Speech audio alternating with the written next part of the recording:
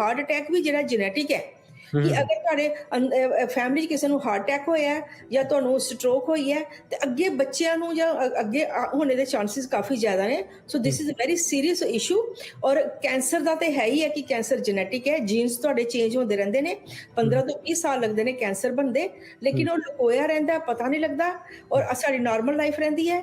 ਔਰ ਫਿਰ ਡਾਕਟਰ ਕਹਿੰਦੇ ਤੁਹਾਨੂੰ ਕਿ ਸਟੇਜ 4 ਦਾ ਕੈਂਸਰ ਹੈ ਜਾਂ ਲੱਕੀ ਹੋ ਗਏ ਸਟੇਜ 3 ਦਾ ਕੈਂਸਰ ਹੈ। ਦੇਖੋ ਕਿ ਪ੍ਰਵੀਨ ਜੀ ਬਹੁਤ ਸਾਰੇ ਲੋਕੀ ਜਿਹੜੇ ਨੇ ਕਹਿੰਦੇ ਨੇ ਕਿ ਮੇਰੀ ਨੈਕ ਪੇਨ ਹੁੰਦੀ ਹੈ ਜਾਂ ਨੈਕ 'ਚ ਪੇਨ ਹੁੰਦੀ ਹੈ, ਇਸ ਤਰ੍ਹਾਂ ਆਸਤਾ ਆਸਤਾ ਨੈਕ ਪੇਨ ਹੁੰਦੀ ਤੇ ਮੁੰਡੇ 'ਚ ਦਰਦ ਹੁੰਦੀ ਹੈ, ਜਿੱਥੇ ਸਟਿਫਨੈਸ ਰਹਿੰਦੀ ਹੈ। ਕਈ ਕਹਿੰਦੇ ਮੈਨੂੰ ਅੱਧੇ ਸਿਰ ਦਰਦ ਹੁੰਦੀ ਹੈ ਜਾਂ ਸਾਰੇ ਥੱਲੇ ਤੱਕ ਦਰਦ ਹੁੰਦੀ ਹੈ। ਤੇ ਉਹਦਾ ਕਾਰਨ ਹੁੰਦਾ ਕਿ ਕਈ ਵਾਰੀ ਜਿਹੜੇ ਤੁਹਾਡੀ ਰਾਈਟ ਸਾਈਡ ਵੀ ਦਰਦ ਹੁੰਦੀ ਹੈ, ਨੈਕ ਸਟਿਫਨੈਸ ਹੁੰਦੀ ਹੈ।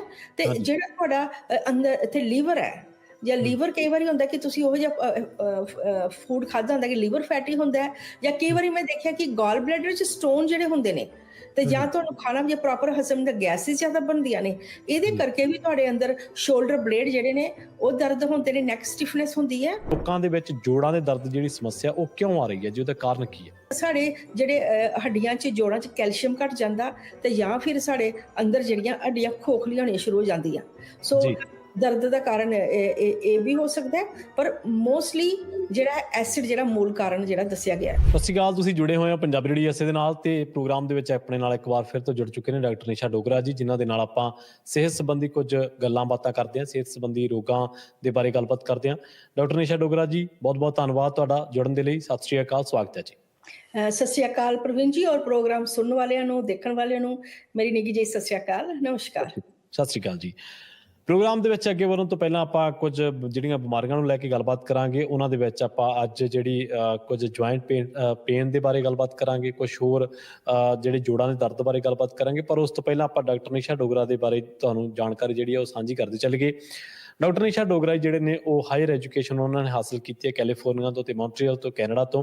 ਤੇ ਨਾਲ ਹੀ ਉਹ ਕੈਲੀਫੋਰਨੀਆ ਤੇ ਕੈਨੇਡਾ ਦੇ ਵਿੱਚ ਵੱਖ-ਵੱਖ ਹਸਪਤਾਲਾਂ ਦੇ ਵਿੱਚ, ਵੱਖ-ਵੱਖ ਵਿੱਦਿਅਕ ਅਦਾਰਿਆਂ ਦੇ ਵਿੱਚ ਆਪਣੀਆਂ ਸੇਵਾਵਾਂ ਦੇ ਚੁੱਕੇ ਨੇ।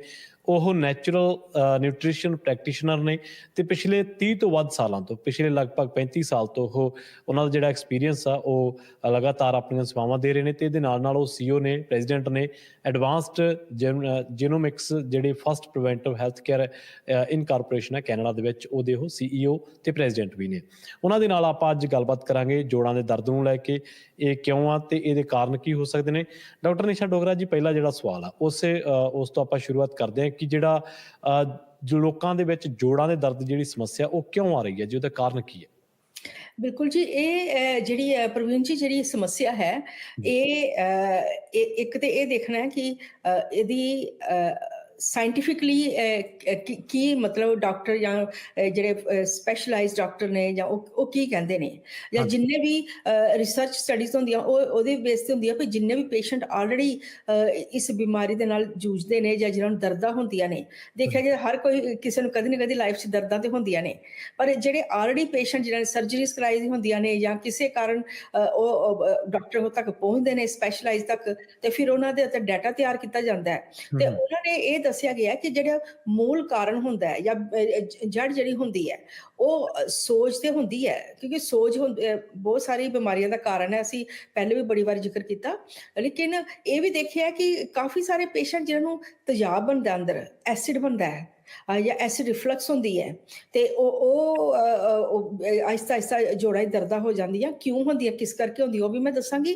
ਲੇਕਿਨ ਇੱਕ ਹੋਰ ਜਿਹੜੀ ਨਵੀਂ ਰਿਸਰਚ ਸਟੱਡੀਜ਼ ਜਿਹੜੀਆਂ ਸਾਹਮਣੇ ਆਈ, ਉਹਨਾਂ ਨੇ ਦੱਸਿਆ ਕਿ ਤੁਹਾਡੀ ਬਾਡੀ ਜਿਹੜੀ ਹੈ ਨਾ, ਅਗਰ ਸ਼ੁਰੂ 'ਚ ਤੁਹਾਨੂੰ ਤੇਜ਼ਾਬ ਬਣਦਾ ਹੈ ਤੇ ਮਹਿਸੂਸ ਨਹੀਂ ਹੁੰਦਾ, ਆਹਿਸਤਾ ਆਹਿਸਤਾ ਜਿਸਲੇ ਤੁਹਾਡੇ ਅੰਦਰ ਜ਼ਖਮ ਹੋਣਾ ਸ਼ੁਰੂ ਹੋ ਜਾਂਦੇ ਨੇ, ਜਾਂ ਤੁਹਾਨੂੰ ਜਿੱਦਾਂ ਅਸੀਂ ਕਹਿੰਦੇ ਹਾਰਟ ਬਰਨ ਹੁੰਦਾ ਪਿਆ, ਕਿਉਂਕਿ ਉਹ ਲੱਗ ਲੱਗ ਕੇ ਉੱਪਰ ਗਲੇ ਤੱਕ ਆਉਂਦਾ ਹੈ, ਤੇ ਉਸਲੇ ਉਹ ਕਈ ਵਾਰੀ ਟੂ ਲੇਟ ਹੋ ਜਾਂਦਾ ਹੈ, ਤੇ ਉਸਲੇ ਲੱਗਦਾ ਕਿ ਟਾਈਮ ਕਾਫੀ ਨਿਕਲ ਗਿਆ, ਤੇ ਉਹਦੇ ਵਿੱਚ ਵੀ ਸਾਡੀ ਆਹਿਸਤਾ ਆਹਿਸਤਾ ਬਾਡੀ ਜਿਹੜੀ ਐਸਿਡਿਕ ਹੋ ਜਾਂਦੀ ਹੈ। ਮਤਲਬ ਨਾਰਮਲ ਸਾਡੀ ਬਾਡੀ ਸਲਾਈਟਲੀ ਅਲਕਲਾਈਨ ਹੁੰਦੀ ਹੈ। ਅਲਕਲਾਈਨ ਤੇ ਐਸਿਡ ਦਾ ਮੈਂ ਜ਼ਰੂਰ ਮੈਂਸ਼ਨ ਕਰਾਂਗੀ, ਜਿਹੜੇ ਅਸੀਂ ਸੈਮੀਨਾਰ ਕਰਨੇ ਉਹਦੇ ਵਿੱਚ ਤਾਂ ਅਸੀਂ ਦੱਸਣੇ ਆ, ਕਿਉਂਕਿ ਨਾਰਮਲ ਸਾਡਾ pH 7 ਜਾਂ 7.2 ਦੇ ਵਿੱਚ ਹੁੰਦਾ ਹੈ। ਲੇਕਿਨ ਆਹਿਸਤਾ ਆਹਿਸਤਾ ਜਿੱਦਾਂ ਦੇ ਅਸੀਂ ਖਾਣੇ ਪੀਣੇ ਖਾਂਦੇ ਹਾਂ, ਜਾਂ ਸਾਡਾ ਲਾਈਫ ਸਟਾਈਲ ਹੈ, ਜਾਂ ਹੋਰ ਬਹੁਤ ਸਾਰੀ ਚੀਜ਼ਾਂ ਅਸੀਂ ਮੈਂਸ਼ਨ ਕਰਾਂਗੇ, ਜਿਹਦੇ ਨਾਲ ਕਿ ਸਾਡੀ ਬਾਡੀ ਆਹਿਸਤਾ ਆਹਿਸਤਾ ਐਸਿਡਿਕ ਸਾਈਡ ਸਾਈਡ ਚਲੇ ਜਾਂਦੀ ਹੈ। ਜਿੰਨੀ ਐਸਿਡਿਕ ਸਾਈਡ ਚਲਦੀ ਹੈ ਸਾਡੇ ਬੜੀ ਤੇਜ਼ਾਬ ਹੁੰਦਾ ਹੈ, ਇੰਨੀ ਸੋਜ ਹੁੰਦੀ ਹੈ ਜਾਂ ਦਰਦਾਂ ਹੋ ਜਾਂਦੀਆਂ ਨੇ, ਅੰਦਰ ਜ਼ਖਮ ਹੋ ਜਾਂਦੇ ਨੇ। ਔਰ ਜਿਹੜੀ ਐਸਿਡਿਕ ਜਿਹੜੀ ਤਸੀਰ ਹੈ ਉਹ ਅਸੀਂ ਕਵਾਂਗੇ ਕਿ ਜਿਹੜੇ ਸਾਡੇ ਹੱਡੀਆਂ ਨੇ, ਜੋੜ ਨੇ, ਉਹ ਕੀ ਕਰਦੇ ਨੇ, ਉਹਨਾਂ ਵਿੱਚੋਂ ਕੈਲਸ਼ੀਅਮ ਨਿਕਲ ਆਟੋਮੈਟਿਕਲੀ ਸਾਡੇ ਜੋੜਾਂ ਦੇ ਜਿੱਥੇ ਹੁੰਦੇ ਨੇ, ਜਿੱਥੇ ਸਟੋਰ ਹਾਊਸ ਹੈ, ਪਾਵਰ ਹਾਊਸ ਕਹਿੰਦੇ ਕੈਲਸ਼ੀਅਮ ਦਾ, ਉਹ ਨਿਕਲ ਕੇ ਆਹਿਸਤਾ ਆਹਿਸਤਾ ਸਾਡੇ ਐਸਿਡ ਨੂੰ ਠੀਕ ਕਰਨ ਵਾਸਤੇ ਆਉਂਦਾ ਹੈ ਆਟੋਮੈਟਿਕਲੀ। ਤੇ ਸਾਡੇ ਜਿਹੜੇ ਹੱਡੀਆਂ 'ਚ, ਜੋੜਾਂ 'ਚ ਕੈਲਸ਼ੀਅਮ ਘਟ ਜਾਂਦਾ ਤੇ ਜਾਂ ਫਿਰ ਸਾਡੇ ਅੰਦਰ ਜਿਹੜੀਆਂ ਹੱਡੀਆਂ ਖੋਖਲੀਆਂ ਹੋਣੀਆਂ ਸ਼ੁਰੂ ਹੋ ਜਾਂਦੀਆਂ। ਸੋ ਦਰਦ ਦਾ ਕਾਰਨ ਇਹ ਵੀ ਹੋ ਸਕਦਾ ਹੈ, ਪਰ ਮੋਸਟਲੀ ਜਿਹੜਾ ਐਸਿਡ ਜਿਹੜਾ ਮੂਲ ਕਾਰਨ ਜਿਹੜਾ ਦੱਸਿਆ ਗਿਆ ਹੈ। ਜੀ ਜੀ। ਇਸੇ ਤਰ੍ਹਾਂ ਜੇਕਰ ਸ਼ੋਲਡਰ ਪੇਨ ਹੈ ਜਾਂ ਬੈਕ ਪੇਨ ਹੈ, ਕਿ ਉਹਦਾ ਵੀ ਸਾਡੇ ਖਾਣੇ ਦੇ ਨਾਲ ਕੋਈ ਸੰਬੰਧ ਹੈ ਜੀ? ਉਹ ਉੱਥੋਂ ਸ਼ੁਰੂ ਹੁੰਦਾ ਉਹ? ਹਾਂਜੀ, ਤੁਸੀਂ ਦੇਖੋਗੇ ਪ੍ਰਵੀਨ ਜੀ, ਬਹੁਤ ਸਾਰੇ ਲੋਕੀ ਜਿਹੜੇ ਨੇ ਇਹ ਕਹਿੰਦੇ ਨੇ ਕਿ ਮੇਰੀ ਨੈਕ ਪੇਨ ਹੁੰਦੀ ਹੈ ਜਾਂ ਨੈਕ 'ਚ ਪੇਨ ਹੁੰਦੀ ਹੈ, ਇਸ ਤਰ੍ਹਾਂ ਆਸਤਾ ਆਸਤਾ ਨੈਕ ਪੇਨ ਹੁੰਦੀ ਤੇ ਮੁੰਡੇ 'ਚ ਦਰਦ ਹੁੰਦੀ ਹੈ, ਜਿੱਥੇ ਸਟਿਫਨੈਸ ਰਹਿੰਦੀ ਹੈ। ਕਈ ਕਹਿੰਦੇ ਮੈਨੂੰ ਅੱਧੇ ਸਿਰ ਦਰਦ ਹੁੰਦੀ ਹੈ ਜਾਂ ਸਾਰੇ ਥੱਲੇ ਤੱਕ ਦਰਦ ਹੁੰਦੀ ਹੈ। ਤੇ ਉਹਦਾ ਕਾਰਨ ਹੁੰਦਾ ਕਿ ਕਈ ਵਾਰੀ ਜਿਹੜੇ ਤੁਹਾਡੀ ਰਾਈਟ ਸਾਈਡ ਵੀ ਦਰਦ ਹੁੰਦੀ ਹੈ, ਨੈਕ ਸਟਿਫਨੈਸ ਹੁੰਦੀ ਹੈ, ਤੇ ਜਿਹੜਾ ਤੁਹਾਡਾ ਅੰਦਰ ਇੱਥੇ ਲੀਵਰ ਹੈ ਜਾਂ ਲੀਵਰ ਕਈ ਵਾਰੀ ਹੁੰਦਾ ਕਿ ਤੁਸੀਂ ਉਹ ਜਿਹਾ ਫੂਡ ਖਾਧਾ ਹੁੰਦਾ ਕਿ ਲੀਵਰ ਫੈਟੀ ਹੁੰਦਾ ਹੈ, ਜਾਂ ਕਈ ਵਾਰੀ ਮੈਂ ਦੇਖਿਆ ਕਿ ਗਾਲ ਬਲੈਡਰ 'ਚ ਸਟੋਨ ਜਿਹੜੇ ਹੁੰਦੇ ਨੇ, ਤੇ ਜਾਂ ਤੁਹਾਨੂੰ ਖਾਣਾ ਵੀ ਪ੍ਰੋਪਰ ਹਜ਼ਮ ਦਾ ਗੈਸਿਸ ਜ਼ਿਆਦਾ ਬਣਦੀਆਂ ਨੇ, ਇਹਦੇ ਕਰਕੇ ਵੀ ਤੁਹਾਡੇ ਅੰਦਰ ਸ਼ੋਲਡਰ ਬਲੇਡ ਜਿਹੜੇ ਨੇ ਉਹ ਦਰਦ ਹੁੰਦੇ ਨੇ, ਨੈਕ ਸਟਿਫਨੈਸ ਹੁੰਦੀ ਹੈ। ਤੇ ਇਹਨਾਂ ਪੇਸ਼ੈਂਟ ਦੇ ਕੀ ਹੁੰਦਾ ਕਿ ਐਸਿਡ ਵੀ ਬਣਨਾ ਸ਼ੁਰੂ ਹੋ ਜਾਂਦਾ, ਤੇ ਕਈ ਵਾਰੀ ਇੱਥੇ ਸਾਹਮਣੇ ਫਰੰਟ 'ਚ ਹਾਰਟ ਬਰਨ ਨਹੀਂ ਹੁੰਦਾ, ਸ਼ੋਲਡਰ ਬਲੇਡ ਵਿੱਚ ਦਰਦ ਹੋਣਾ ਸ਼ੁਰੂ ਹੋ ਜਾਂਦੀ ਹੈ, ਤੁਹਾਡੇ ਮੋਰ ਜਿਹੜੇ ਕਹਿੰਦੇ ਅਸੀਂ ਪਿੱਛੇ, ਉਹ ਦਰਦ ਹੋ ਜਾਂਦੇ। ਸੋ ਕਈ ਵਾਰੀ ਹੁੰਦਾ ਕਿ ਇਹਨੂੰ ਕਹਿੰਦੇ ਰੈਫਰਲ ਪੇਨ, ਕਿ ਤਕਲੀਫ ਕਿਤੇ ਹੋਰ ਹੁੰਦੀ ਹੈ ਤੇ ਦਰਦ ਇੱਥੇ ਹੁੰਦੀ ਹੈ। ਤੇ ਉਹ ਰਾਦਰ ਦੈਨ ਕਿ ਅਸੀਂ ਇਹ ਦੇਖੀਏ ਕਿ ਅਸੀਂ ਆਪਣੇ ਲੀਵਰ ਨੂੰ ਦੇਖੀਏ ਜਾਂ ਆਪਣੇ ਗਾਲ ਬਲੈਡਰ ਨੂੰ ਦੇਖੀਏ ਜਾਂ ਆਪਣੇ ਐਸਿਡ ਨੂੰ ਦੇਖੀਏ, ਅਸੀਂ ਕੀ ਕਰਦੇ ਹਾਂ ਕਿ ਅਸੀਂ ਇੱਥੇ ਮਸਾਜ ਕਰਾਉਂਦੇ ਰਹਿੰਦੇ ਆ, ਫਿਜ਼ੀਓਥੈਰੇਪੀ ਜਾਂ ਗਲਤ ਟ੍ਰੀਟਮੈਂਟ ਹੁੰਦੇ ਰਹਿੰਦੇ। ਹਾਂਜੀ, ਉਹ ਟ੍ਰੀਟਮੈਂਟ ਸਹੀ ਨਹੀਂ ਹੁੰਦਾ ਤੇ ਅਸੀਂ ਦਵਾਈਆਂ ਵੀ ਇੰਨੀਆਂ ਖਾਂਦੇ ਰਹਿੰਦੇ ਆ। ਮੈਂ ਦੇਖਿਆ ਆਪਣੇ ਲੋਕੀ ਜਿਹੜੇ ਟਾਈਲੀਨੋਲ ਜਾਂ ਦੂਜੇ ਪੇਨ ਕਿਲਰ ਖਾਂਦੇ ਰਹਿੰਦੇ ਨੇ, ਤੇ ਉਹਦੇ ਨਾਲ ਫਿਰ ਟੈਂਪਰੇਰੀ ਥੋੜੀ ਦੇਰ ਰਿਲੀਫ ਆਉਂਦਾ, ਲੇਕਿਨ ਤਕਲੀਫ ਜਿਹੜੀ ਹੈ ਬਾਅਦ 'ਚ ਬਣਦੀ ਰਹਿੰਦੀ ਹੈ, ਜ਼ਿਆਦਾ ਤਕਲੀਫ ਹੋ ਜਾਂਦੀ ਹੈ। ਜੀ ਬਿਲਕੁਲ। ਤੇ ਮਤਲਬ ਜੇ ਆਪਾਂ ਇਹਨੂੰ ਕਰਨਾ ਹੋਵੇ, ਜਿਹੜਾ ਹੋਰ ਤਰ੍ਹਾਂ ਦੇ ਜਿਹੜੇ ਆਪਣੇ ਵੇਨਸ ਦੇ ਵਿੱਚ ਕੋਈ ਪੇਨ ਆ ਜਾਂ ਉਹਨਾਂ ਦੇ ਵਿੱਚ ਖਰਾਬੀ ਹੈ, ਕਿ ਉਹਨਾਂ ਦਾ ਵੀ ਫੂਡ ਦੇ ਨਾਲ ਸੰਬੰਧ ਹੈ ਜੀ? ਹਾਂਜੀ, ਦੇਖੋ ਇਹ ਫੂਡ ਐਲਰਜੀਜ਼ ਦਾ ਨਾਲ ਸੰਬੰਧਿਤ ਹੁੰਦਾ ਜ਼ਿਆਦਾ, ਕਿਉਂਕਿ ਜਿਹੜੀ ਸਾਡੀਆਂ ਲੱਤਾਂ ਦੀਆਂ ਜਿਹੜੇ ਲੋਅਰ ਲੈਗਸ ਵਿੱਚ ਵੀ ਜਾਂ ਥਾਈਜ਼ ਵਿੱਚ ਵੀ ਜਿਹੜੀਆਂ ਨੀਲੀਆਂ ਨਾੜੀਆਂ ਦਿਸਦੀਆਂ ਨੇ, ਤੇ ਮੈਕਰੋ ਕੈਪਿਲਰੀਜ਼ ਕਹਿੰਦੇ ਨੇ, ਤੇ ਜਿਹੜੀਆਂ ਛੋਟੀਆਂ ਪਰਪਲ ਦਿਸਦੀਆਂ ਨੇ ਉਹਨਾਂ ਨੂੰ ਮਾਈਕਰੋ ਕੈਪਿਲਰੀਜ਼ ਕਹਿੰਦੇ ਨੇ। ਤੇ ਇਹ ਜਿਹੜੀਆਂ ਬਲੌਕ ਹੋਣਾ ਸ਼ੁਰੂ ਹੋ ਜਾਂਦੀਆਂ ਨੇ, ਇੱਕ ਦੇਖਿਆ ਗਿਆ ਕਿ ਇਹ ਐਲਰਜੀਜ਼ ਦੇ ਸਾਈਨ ਹੁੰਦੇ ਨੇ, ਕਿ ਤੁਸੀਂ ਜੋ ਖਾਂਦੇ ਹੋ ਤੇ ਉਹ ਤੁਹਾਨੂੰ ਐਲਰਜੀਜ਼ ਹੁੰਦੀ ਹੈ, ਤੇ ਜਾਂ ਹੋਰ ਵੀ ਕਿਸੇ ਕਿਸਮ ਦੀ ਐਲਰਜੀਜ਼ ਹੋ ਸਕਦੀਆਂ ਨੇ। ਪਿਛਲੀ ਵਾਰੀ ਮੈਂਸ਼ਨ ਕੀਤਾ ਸੀ ਮੈਂ ਕਿ ਫੂਡ ਐਲਰਜੀਜ਼ ਬੜੀਆਂ ਕਾਮਨ ਨੇ, ਕਿਉਂਕਿ ਉਹਨਾਂ ਵਿੱਚ ਕੈਮੀਕਲਸ ਬਹੁਤ ਪਾਏ ਹੁੰਦੇ ਨੇ, ਤੇ ਉਹ ਕੈਮੀਕਲਸ ਸਾਡੇ ਅੰਦਰ ਜਾ ਕੇ ਸਾਡੇ ਜਿੱਦਾਂ ਅਗਰ ਹਾਰਟ ਨੂੰ ਵੀ ਅਗਰ ਸੋਜ ਬਣਾਉਂਦੇ ਨੇ ਤੇ ਬਲੱਡ ਵੈਸਲ ਵਿੱਚ ਨੂੰ ਬਣਾਉਂਦੇ ਨੇ, ਕਿਉਂਕਿ ਉੱਥੇ ਹੀ ਸਾਰੀ ਬਲੱਡ ਵੈਸਲ ਸਾਡੀ ਬੋਡੀ 'ਚ ਸਾਰੇ ਹੀ ਫੈਲੇ ਹੋਏ ਨੇ ਨਾ, ਤੇ ਕਨੈਕਸ਼ਨ ਹਾਰਟ ਦੇ ਨਾਲ ਵੀ ਹੈ, ਬ੍ਰੇਨ ਦੇ ਨਾਲ ਵੀ ਹੈ। ਤਾਂ ਉਹ ਵੈਰੀਕੋਸ ਵੇਨਸ ਮੋਸਟਲੀ ਇਗਨੋਰ ਹੋ ਜਾਂਦੀ ਹੈ। ਕਈ ਤੇ ਕਹਿੰਦੇ ਉਹ ਸਾਨੂੰ ਤਾਂ ਬਚਪਨ ਤੋਂ ਹੀ ਹੈ, ਇਹ ਤਾਂ ਬੜੇ ਸਾਲਾਂ ਤੋਂ ਹੈ, ਕਿਉਂਕਿ ਉਹਦੀ ਕੋਈ ਦਰਦ ਨਹੀਂ ਹੁੰਦੀ, ਲੇਕਿਨ ਉਹ ਇੰਡੀਕੇਸ਼ਨ ਹੈ, ਉਹ ਅਲਾਰਮਿੰਗ ਸਾਈਨ ਹੈ ਕਿ ਇਹ ਵੈਰੀਕੋਸ ਵੇਨਸ, ਇਹ ਵੀ ਸੀਰੀਅਸ ਲੈਣਾ ਚਾਹੀਦਾ ਕਿ ਇਹ ਮੇਰੇ ਅੰਦਰ ਕੁਛ ਨਾ ਕੁਛ ਗੜਬੜ ਹੁੰਦੀ ਪਈ, ਖਰਾਬੀ ਹੁੰਦੀ ਪਈ ਹੈ। ਤੇ ਜ਼ਰੂਰ ਆਪਣਾ ਤੁਸੀਂ ਜਿਹੜੇ ਮੈਂ ਹੇਅਰ ਟੈਸਟਿੰਗ ਦੀ ਗੱਲ ਕੀਤੀ, ਆਪਣੇ ਟੈਸਟ ਜ਼ਰੂਰ ਕਰਾਉਣੇ ਚਾਹੀਦੇ। ਇਹ ਦੇਖਣਾ ਚਾਹੀਦਾ ਕਿ ਮੈਨੂੰ ਕਿਹੜੇ ਖਾਣੇ ਖਰਾਬ ਲੱਗਦੇ ਪਏ ਨੇ, ਕਿਹੜੇ ਖਾਣੇ ਮੈਨੂੰ ਬਦਹਜ਼ਮੀ ਕਰਦੇ ਪਏ ਨੇ, ਕਿਹੜੇ ਖਾਣੇ ਜਿਹੜੇ ਸੋਜ ਬਣਾਉਂਦੇ ਪਏ ਨੇ। ਜਾਂ ਕਈ ਵਾਰੀ ਪ੍ਰਵੀਨ ਜੀ ਇਹ ਵੀ ਦੇਖਿਆ ਕਿ ਜਿਹੜਾ ਕਈਆਂ ਦਾ ਆਇਰਨ ਲੋ ਹੋ ਜਾਂਦਾ, ਕੈਲਸ਼ੀਅਮ ਲੋ ਹੈ, ਮੈਗਨੀਸ਼ੀਅਮ ਹੈ, ਪੋਟਾਸ਼ੀਅਮ ਹੈ, B12 ਲੋ, ਵਿਟਾਮਿਨ D ਹੈ ਨਾ, ਲੋ ਹਾਈ ਹੋ ਜਾਂਦੇ, ਤੇ ਉਹ ਸਾਨੂੰ ਇਹ ਨਹੀਂ ਪਤਾ ਲੱਗਦਾ ਪਈ ਇਹ ਕਿਸ ਕਾਰਨ ਲੋ ਹੋਏ ਨੇ। ਅਸੀਂ ਸਪਲੀਮੈਂਟ ਖਾਂਦੇ ਰਹਿੰਦੇ ਆ, ਤੇ ਜਿਹੜਾ ਕਈ ਕਹਿੰਦੇ ਅਸੀਂ 2-2 ਸਾਲ ਵੀ ਆਇਰਨ ਦੀ ਗੋਲੀਆਂ ਲੈਂਦੇ ਰਹਿੰਦੇ ਕਿ ਆਇਰਨ ਪੂਰਾ ਨਹੀਂ ਹੁੰਦਾ, ਕਿਉਂਕਿ ਅਸੀਂ ਰੂਟ ਕਾਜ਼ ਨਹੀਂ ਫਿਗਰ ਆਊਟ ਕਰ ਸਕਦੇ ਕਿ ਕਿਉਂ ਹੁੰਦਾ ਪਿਆ। ਸੋ ਇਸ ਟੈਸਟ ਵਿੱਚ ਜਿਹੜਾ ਮੈਂ ਹੇਅਰ ਦੀ ਟੈਸਟ ਦੀ ਗੱਲ ਕੀਤੀ ਹੈ, ਇਹਦੇ ਵਿੱਚ ਤੁਹਾਨੂੰ 3 ਕਿਸਮ ਦੀ ਇਨਫੋਰਮੇਸ਼ਨ ਮਿਲੇਗੀ। ਇੱਕ ਤੇ ਹੈ ਕਿ ਤੁਹਾਨੂੰ ਕਿਹੜੇ ਫੂਡ ਐਲਰਜੀਜ਼ ਕਰਦੇ ਪਏ ਨੇ, ਐਸਿਡ ਬਣਾਉਂਦੇ, ਗੈਸ, ਬਲੋਟਿੰਗ, ਕਬਜੀ, ਡਾਇਰੀਆ ਹੁੰਦਾ ਪਿਆ, ਕਿਹੜੇ ਖਾਣੇ ਨੇ ਤੁਹਾਡੇ ਅੰਦਰ ਸੋਜ ਬਣਾਉਂਦੇ ਪਏ ਨੇ, ਜਾਂ ਸੋਜ ਹੋ ਕੇ ਤੇ ਤੁਹਾਡੇ ਅੰਦਰ ਹੋਰ ਬਿਮਾਰੀਆਂ, ਬਲੱਡ ਪ੍ਰੈਸ਼ਰ, ਕੋਲੇਸਟ੍ਰੋਲ, ਡਾਇਬਟੀਜ਼, ਜੋੜਾਂ ਦੀ ਦਰਦਾਂ ਜਾਂ ਐਲਰਜੀਜ਼, ਹੋਰ ਕੀ ਚੀਜ਼ਾਂ ਬਿਮਾਰੀ ਬਣਾਉਂਦੇ ਪਏ ਨੇ। ਤੀਸਰਾ ਹੈ ਕਿ ਕਿਹੜੀ ਤੁਹਾਡੇ ਅੰਦਰ ਘਾਟ ਹੁੰਦੀ ਪਈ ਹੈ। ਸੋ ਜੀ ਬਹੁਤ ਸਿੰਪਲ ਟੈਸਟ ਆਈ ਥਿੰਕ ਕਿ ਸਾਰਿਆਂ ਨੇ ਕਰਾਉਣੇ ਚਾਹੀਦੇ, ਐਵਰੀਬਾਡੀ। ਬਹੁਤ ਸਿੰਪਲ ਤੇ ਈਜ਼ੀ ਟੈਸਟ ਹੈ, ਤੇ ਤੁਸੀਂ ਆਪਣੇ ਥੋੜੇ ਜਿਹੇ ਬਾਲ ਜਿਹੜੇ ਜਿਪਲੌਕ ਚ ਪਾ ਕੇ ਲਿਆ ਸਕਦੇ ਹੋ, ਤੇ ਜਿਨ੍ਹਾਂ ਨੇ ਅੰਮ੍ਰਿਤ ਛਕਿਆ ਉਹ ਆਪਣੇ ਕੰਘੀ ਵਾਲੇ ਬਾਲ ਜਿਹੜੇ ਬਾਲ ਨਿਕਲਦੇ ਜਾਂ ਬਾਲ ਝੜਦੇ ਨੇ, ਉਹ ਵੀ ਤੁਸੀਂ ਇਕੱਠੇ ਕਰਕੇ ਇੰਨੇ ਕੁ ਬਾਲ ਤੁਸੀਂ ਲਿਆਣੇ ਨੇ, ਤੇ ਉਹ ਅਸੀਂ ਟੈਸਟ ਕਰਕੇ ਤੇ ਤੁਹਾਨੂੰ ਦੱਸਾਂਗੇ ਕਿ ਤੁਹਾਨੂੰ ਕੀ ਤਕਲੀਫ ਹੁੰਦੀ ਪਈ ਹੈ, ਤੁਹਾਨੂੰ ਵੈਰੀਕੋਸ ਵੇਨਸ ਕਿਉਂ ਬਣਦੀ ਪਈਆਂ, ਐਲਰਜੀਜ਼ ਕਿਉਂ ਹੁੰਦੀ ਪਈਆਂ, ਜਾਂ ਤੁਹਾਡੇ ਅੰਦਰ ਹੋਰ ਕਿਹੜੀਆਂ ਗੁੱਝੀਆਂ ਬਿਮਾਰੀਆਂ ਨੇ ਜਿਹੜਾ ਕਿ ਪਤਾ ਨਹੀਂ ਲੱਗਦਾ ਪਿਆ ਕਿ ਇਹ ਮੈਨੂੰ ਕਿਉਂ ਹੁੰਦਾ ਪਿਆ। ਜੀ ਤੇ ਅੱਛਾ, ਇੱਕ ਜ਼ਰੂਰ ਜਿਹੜੀ ਆਪਾਂ ਸੈਮੀਨਾਰ ਦੇ ਬਾਰੇ ਗੱਲਬਾਤ ਕਰਦੇ ਚੱਲੀਏ, ਤੇ ਇੱਕ ਡਾਕਟਰ ਸਾਹਿਬਾ ਦੇ ਨਾਲ ਜੇਕਰ ਤੁਸੀਂ ਰਾਬਤਾ ਕਾਇਮ ਕਰਨਾ, ਉਹਨਾਂ ਦਾ ਨੰਬਰ ਹੈ 419 699 0626 419 699 0626। ਇਹਨਾਂ ਦਾ ਨੰਬਰ ਹੈ, ਇਸ ਨੰਬਰ ਤੇ ਤੁਸੀਂ ਰਾਬਤਾ ਕਾਇਮ ਕਰ ਸਕਦੇ ਹੋ। ਤੇ ਡਾਕਟਰ ਸਾਹਿਬਾ, ਜਿਹੜਾ ਸੈਕਰਾਮੈਂਟੋ ਦੇ ਵਿੱਚ ਤੁਸੀਂ ਕੈਂਪ ਲਾਉਣ ਜਾ ਰਹੇ ਹੋ, ਸੈਮੀਨਾਰ ਲਾਉਣ ਜਾ ਰਹੇ ਹੋ, ਉਹਦੇ ਬਾਰੇ ਜ਼ਰੂਰ ਸਾਡੇ ਨਾਲ ਜਾਣਕਾਰੀ ਸਾਂਝੀ ਕਰ ਦਿਓ ਜੀ।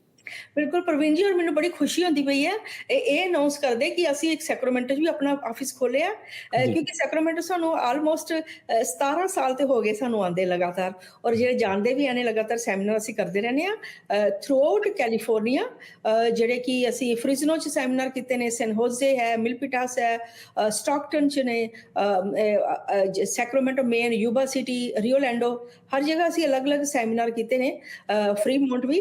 ਤੇ ਇਹ ਜਿਹੜੇ ਸੈਮੀਨਾਰ ਹੁਣ ਅਸੀਂ ਇੱਥੇ ਆਫਿਸ ਵੀ ਖੋਲਿਆ, ਸੋ ਬਹੁਤ ਜਿਹਨਾਂ ਨੂੰ ਪਤਾ ਬੜੇ ਖੁਸ਼ ਹੁੰਦੇ ਪਏ ਨੇ ਕਿ ਐਟਲੀਸਟ ਸਾਨੂੰ ਆਪਣੇ ਘਰ ਦਾ ਡਾਕਟਰ ਮਿਲ ਗਿਆ, ਔਰ ਜਿਹੜਾ ਪੰਜਾਬੀ ਬੋਲਦਾ ਵੀ ਹੈ, ਔਰ ਲੇਡੀਜ਼ ਖਾਸ ਕਰ ਜ਼ਿਆਦਾ ਖੁਸ਼ ਹੁੰਦੀਆਂ ਕਿ ਆਪਣੇ ਲੇਡੀਜ਼ ਡਾਕਟਰ ਮਿਲ ਗਈਆਂ ਜਿਹਦੇ ਨਾਲ ਆਪਣੀ ਪੰਜਾਬੀ 'ਚ ਆਪਣੀ ਗੱਲ ਸਾਂਝੀ ਕਰ ਸਕਦੇ ਹਾਂ। ਤੇ ਸੈਮੀਨਾਰ 'ਚ ਮੈਂ ਜ਼ਿਆਦਾ ਜਾਣਕਾਰੀ ਦਿਆਂਗੀ ਕਿ ਅਸੀਂ ਡਿਟੇਲਸ ਜਿੰਨੀਆਂ ਵੀ ਹੈ ਸਾਡੇ ਉੱਥੇ ਦੀ ਲੋਕੇਸ਼ਨ ਵਗੈਰਾ ਦੀ, ਪਰ ਸੈਮੀਨਾਰ ਤਾਂ ਹੀ ਅਸੀਂ ਕਰਦੇ ਪਏ ਇੱਥੇ, ਤੇ ਲੋਕਲ ਹੈ, ਤੁਹਾਨੂੰ ਕਿਤੇ ਵੀ ਹੋਰ ਜਾਣ ਦੀ ਲੋੜ ਨਹੀਂ।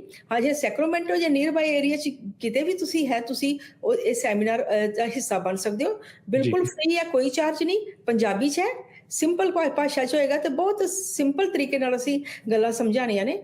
ਪਰ ਇਹੋ ਹੀ ਮੇਨ ਮਕਸਦ ਹੈ ਪ੍ਰਵੀਨ ਜੀ ਸਾਡੇ ਸੈਮੀਨਾਰ ਕਰਨੇ ਦਾ, ਕਿ ਆਪਣੇ ਲੋਕੀ ਜਿੱਥੇ ਵੀ ਹੈ ਨੇ ਉਹ ਆਪਣੀ ਰੋਜ਼ਮर्रा ਦੀ ਜ਼ਿੰਦਗੀ ਵਿੱਚ ਕੁਛ ਨਾ ਕੁਛ ਬਦਲਾਵ ਲਿਆਉਣ, ਕਿਉਂਕਿ ਅੱਜ ਕੱਲ੍ਹ ਇੰਨਾ ਕੰਪਲਿਕੇਟਿਡ ਸਭ ਕੁਛ ਹੋ ਗਿਆ ਕਿ ਖਾਣੇ ਦੀ ਗੱਲ ਕਰੀਏ, ਇੰਨਾ ਕੁਛ ਉਹਦੇ 'ਚ ਕੈਮੀਕਲਸ ਤੇ ਹੋਰ ਚੀਜ਼ਾਂ ਪਾਈਆਂ ਨੇ ਕਿ ਸਾਨੂੰ ਕਹਿੰਦੇ ਕਨਫਿਊਜ਼ਨ ਹੈ ਕਿ ਅਸੀਂ ਕੀ ਕਰੀਏ ਤੇ ਕੀ ਨਹੀਂ ਕਰੀਏ।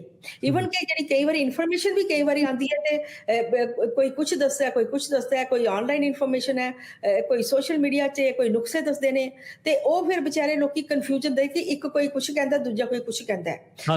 ਸੈਮੀਨਾਰ 'ਚ ਇਹ ਫਾਇਦਾ ਹੈ ਕਿ ਤੁਹਾਨੂੰ ਬਿਲਕੁਲ ਟਰੂ ਇਨਫੋਰਮੇਸ਼ਨ ਮਿਲੇਗੀ, ਔਰ ਫਰੋਮ ਦ ਐਕਸਪਰਟ ਪੀਪਲ ਜਿਨ੍ਹਾਂ ਨੇ ਰਿਸਰਚ ਬੈਕਗ੍ਰਾਉਂਡ ਹੈ, ਔਰ ਬਿਲਕੁਲ ਸਹੀ ਜਾਣਕਾਰੀ ਮਿਲੇਗੀ। ਜੋ ਵੀ ਜਾਣਕਾਰੀ ਹੈ, ਚਾਹੇ ਤੁਸੀਂ ਰਿਕਾਰਡ ਕਰ ਲਓ, ਚਾਹੇ ਆਪਣੇ ਕੋਲ ਰੱਖੋ, ਆਪਣੀ ਚੈਕਿੰਗ ਗੂਗਲ ਵਿੱਚ ਕਿਤੇ ਵੀ ਆਪਣੀ ਤੁਸੀਂ ਜ਼ਿਆਦਾ ਚੈੱਕ ਕਰਕੇ ਦੇਖ ਸਕਦੇ ਹੋ।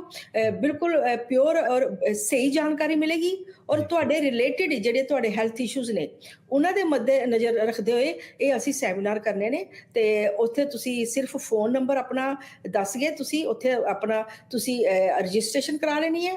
ਔਰ ਜਿਹੜੇ ਮੇਰੇ ਕੋਲ ਅੱਧੇ ਘੰਟੇ ਦੀ ਲੈਣਾ ਚਾਹੁੰਦੇ ਨੇ ਕਿ ਮੈਂ ਅੱਧੇ ਆਪਣੀ ਡਿਸਕਸ ਕਰਨਾ ਚਾਹੁੰਦੇ ਆ ਪਰਸਨਲ ਲੈਵਲ ਤੇ, ਉਹ ਅੱਧੇ ਘੰਟੇ ਦੀ ਟੈਲੀਫੋਨਿਕ ਅਪਾਇੰਟਮੈਂਟ ਬਣਾ ਸਕਦੇ ਨੇ, ਔਰ ਆਪਣੀਆਂ ਪ੍ਰੋਬਲਮਸ ਜਿਹੜੀਆਂ ਸਾਡੇ ਨਾਲ ਸਾਂਝੀ ਕਰ ਸਕਦੇ ਨੇ।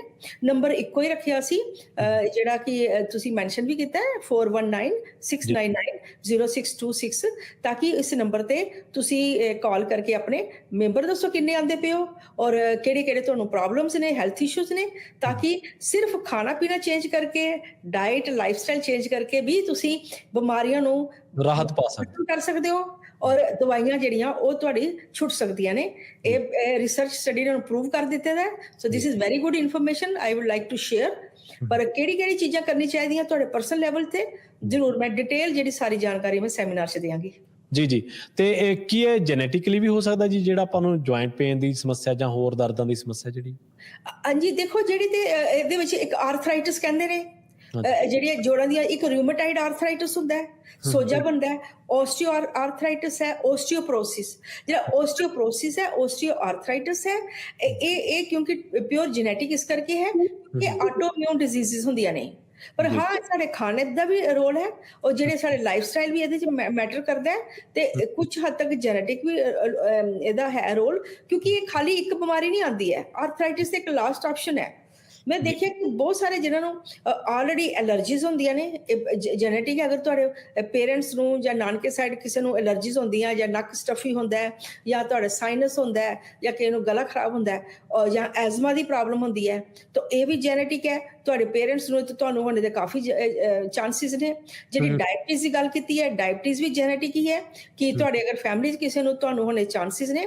ਹਾਂ, ਹਾਰਟ ਅਟੈਕ ਜਿਹੜਾ ਇਹ ਹੁਣ ਪਤਾ ਲੱਗਾ ਕਿ ਹਾਰਟ ਅਟੈਕ ਵੀ ਜਿਹੜਾ ਜੈਨੇਟਿਕ ਹੈ, ਕਿ ਅਗਰ ਤੁਹਾਡੇ ਫੈਮਿਲੀ 'ਚ ਕਿਸੇ ਨੂੰ ਹਾਰਟ ਅਟੈਕ ਹੋਇਆ ਹੈ ਜਾਂ ਤੁਹਾਨੂੰ ਸਟ੍ਰੋਕ ਹੋਈ ਹੈ, ਤੇ ਅੱਗੇ ਬੱਚਿਆਂ ਨੂੰ ਜਾਂ ਅੱਗੇ ਹੋਣੇ ਦੇ ਚਾਂਸਿਸ ਕਾਫੀ ਜ਼ਿਆਦਾ ਨੇ। So this is a very serious issue. ਔਰ ਕੈਂਸਰ ਦਾ ਤੇ ਹੈ ਹੀ ਹੈ ਕਿ ਕੈਂਸਰ ਜੈਨੇਟਿਕ ਹੈ, ਜੀਨਸ ਤੁਹਾਡੇ ਚੇਂਜ ਹੁੰਦੇ ਰਹਿੰਦੇ ਨੇ। 15 ਤੋਂ 20 ਸਾਲ ਲੱਗਦੇ ਨੇ ਕੈਂਸਰ ਬਣਦੇ, ਲੇਕਿਨ ਉਹ ਲੁਕੋਇਆ ਰਹਿੰਦਾ, ਪਤਾ ਨਹੀਂ ਲੱਗਦਾ, ਔਰ ਸਾਡੀ ਨਾਰਮਲ ਲਾਈਫ ਰਹਿੰਦੀ ਹੈ। ਔਰ ਫਿਰ ਡਾਕਟਰ ਕਹਿੰਦੇ ਤੁਹਾਨੂੰ ਕਿ ਸਟੇਜ 4 ਦਾ ਕੈਂਸਰ ਹੈ, ਜਾਂ ਲੱਕੀ ਹੋ ਗਏ ਸਟੇਜ 3 ਦਾ ਕੈਂਸਰ ਹੈ, ਲੇਕਿਨ ਇਹ ਚੀਜ਼ਾਂ ਜਿਹੜੀਆਂ ਨੇ ਪਤਾ ਨਹੀਂ ਲੱਗਦਾ। ਔਰ ਪ੍ਰਵੀਨ ਜੀ ਦੇਖੋ ਕਿ ਕੋਲਨ ਕੈਂਸਰ ਜਿਹੜਾ ਬਹੁਤ ਕਾਮਨ ਹੁੰਦਾ ਪਿਆ ਆਪਣੇ ਲੋਕਾਂ ਨੂੰ, ਹਾਂਜੀ, ਪ੍ਰੋਸਟੇਟ ਕੈਂਸਰ ਜੈਂਟਸ ਨੂੰ, ਬਲੈਡਰ ਕੈਂਸਰ।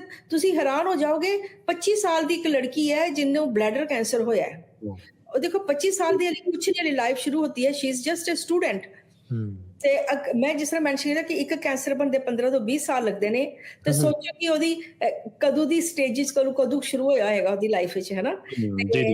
ਹੁਣ ਇਹ ਸੀਰੀਅਸ ਇਸ਼ੂ ਹੋ ਜਾਂਦੇ ਨੇ। ਤੇ ਆਪਣੀ ਕਮਿਊਨਿਟੀ ਜਿਹੜੀ ਹੈ, ਹਰ ਬਿਮਾਰੀਆਂ ਦੀ ਜਿਹੜੀ ਹੈ ਜਾਣਕਾਰੀ ਹੋਣੀ ਚਾਹੀਦੀ। ਆਪਣਾ ਚੈੱਕ ਕਿੱਦਾਂ ਰੱਖਣਾ ਹੈ, ਚਾਹੇ ਤੁਸੀਂ ਛੋਟੇ ਬੱਚੇ ਹੋ, ਚਾਹੇ ਟੀਨਏਜਰ ਹੋ, ਐਡਲਟ ਹੋ, ਸੀਨੀਅਰ ਹੋ, ਹਰ ਇੱਕ ਨੂੰ ਅੱਜ ਕੱਲ੍ਹ ਆਪਣਾ ਡਾਕਟਰ ਆਪੇ ਹੀ ਬਣਨਾ ਚਾਹੀਦਾ।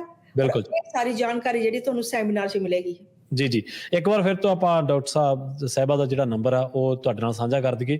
4196990626 ਇਹਨਾਂ ਦਾ ਨੰਬਰ ਹੈ। ਡਾਕਟਰ ਨਿਸ਼ਾ ਡੋਗਰਾ ਜੀ ਆਉਣ ਵਾਲੇ ਸਮੇਂ ਦੇ ਵਿੱਚ ਤੁਹਾਡੇ ਨਾਲ ਜਾਣਕਾਰੀਆਂ ਸਾਂਝੀਆਂ ਕਰ ਦੇਣਗੇ। ਉਹ ਇੱਕ ਸੈਮੀਨਾਰ ਕਰਨ ਜਾ ਰਹੇ ਨੇ। ਸੈਮੀਨਾਰ ਵਾਸਤੇ ਵੀ ਜੇਕਰ ਤੁਸੀਂ ਕੋਈ ਜਾਣਕਾਰੀ ਮੰਗਣਾ ਚਾਹੁੰਦੇ, ਕੋਈ ਜਾਣਕਾਰੀ ਸਾਂਝੀ ਕਰਨਾ ਚਾਹੁੰਦੇ, ਕੋਈ ਜਾਣਕਾਰੀ ਦੀ ਚਾਹੀਦੀ ਤੁਹਾਨੂੰ, ਤਾਂ ਤੁਸੀਂ 419-699-0626 ਦੇ ਉੱਤੇ ਜਿਹੜਾ ਰਾਬਤਾ ਉਹਨਾਂ ਦੇ ਨਾਲ ਕਰ ਸਕਦੇ ਹੋ। ਡਾਕਟਰ ਸਾਹਿਬਾ ਤੁਹਾਡਾ ਬਹੁਤ ਬਹੁਤ ਧੰਨਵਾਦ ਜੀ ਪੰਜਾਬੀ USA ਦੇ ਲਈ ਸਮਾਂ ਕੱਢਣ ਦੇ ਲਈ। ਥੈਂਕ ਯੂ ਜੀ, ਥੈਂਕ ਯੂ। ਇਸ ਗੱਲਬਾਤ ਨੂੰ ਆਪਾਂ ਇੱਥੇ ਰੋਕਾਂਗੇ। ਤੁਹਾਡਾ ਸਾਰਿਆਂ ਦਾ ਵੀ ਬਹੁਤ ਬਹੁਤ ਧੰਨਵਾਦ।